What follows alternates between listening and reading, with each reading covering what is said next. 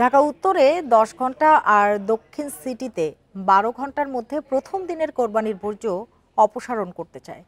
প্রথম দিনে 25,000 টন বর্জ্য অপসারণের লক্ষ্য দুই সিটি কর্পোরেশনের। পরিচ্ছন্নতার এই কর্মযজ্ঞে অংশ নেবেন 20,000 কর্মী। দুপুর 2টা থেকে শুরু হবে কার্যক্রম। সুষ্ঠু ব্যবস্থাপনার জন্য সব কর্মকর্তা কর্মচারীর ছুটি বাতিল করেছে কর্তৃপক্ষ। বান্ডেল থাকলে প্রতি সেনমানিতে টাকা বাঁচবে। বিকাশ সেনমানি বান্ডেল কিনে জিতুন প্রতি লেনদেনে। ঢাকার দুই সিটি কর্পোরেশন এলাকায় এবছর পশু কোরবানি হতে পারে 7 লাখের বেশি। এর বর্জ্য হতে পারে 50,000 টন। সব বর্জ্য দ্রুত অপসারণ করে নগর পরিচ্ছন্ন রাখা বড় চ্যালেঞ্জ দুই সিটি কর্পোরেশনের। নির্ধারিত সময়ে কার্যক্রম শেষ করতে বর্জ্য ব্যবস্থাপনা বিভাগ সহ কয়েকটি বিভাগের ছুটি বাতিল করা হয়েছে।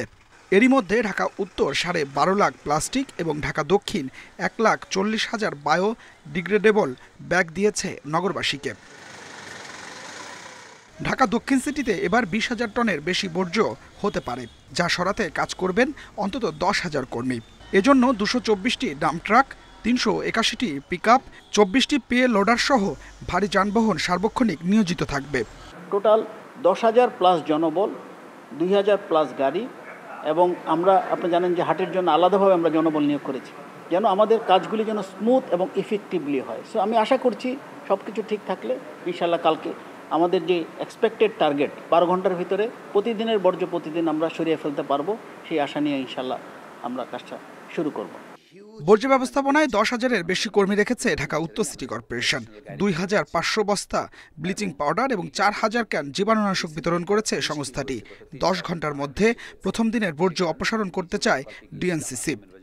বৃষ্টি হলে ওই অনেকটা দেখা যাচ্ছে যে ময়লার যে রক্ত থাকে এটা অনেক সময় ধুয়ে যায়, বাট সেই ম্যানেজমেন্টটা আমাদেরকে করতে হয়। তবে যদি বৃষ্টি আসে সেক্ষেত্রে ন্যাচারালি ল্যান্ডফিল এরিয়াতে গাড়িগুলো স্বাভাবিকের চেয়ে ধীর গতিতে চলবে। অ্যাডিশনাল কশন নিতে হবে, কারণ ওই আপস্লোপে আপহিলে চলার সময় গাড়িগুলো তার স্বাভাবিক গতিতে চলবে না। সেক্ষেত্রে বৃষ্টি যদি হয় তাহলে সময় তার চেয়ে একটু অতিরিক্ত লাগতে পারে।